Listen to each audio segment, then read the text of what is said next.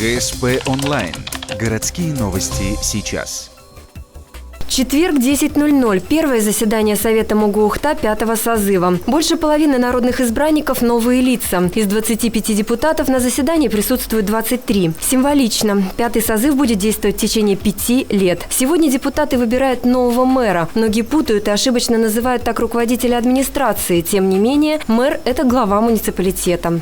Годы будут, безусловно, непростые, очень сложные, тяжелые, но состав этого совета, который сегодня приступает к своей работе, вселяет оптимизм и в меня, и в наших горожан. Состав очень энергичный, он помолодел, очень много новых лиц, но вместе с тем это сплав опыта и молодости.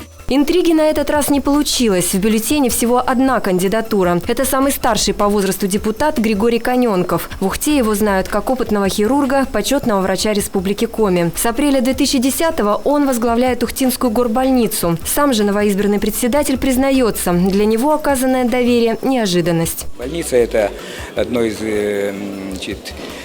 учреждений, скажем так, города, очень значимое, а здоровье, оно всегда стоит на первом плане. В приобретении оборудования, в ремонте, в строительстве нового хирургического корпуса. Это будут одни из, скажем так, первоочередных задач. Нового председателя избирали тайным голосованием. Из 23 присутствующих депутатов 22 голоса были отданы единственному кандидату. Один народный избранник проголосовал против всех. Новая легитимная власть вступила в свои права.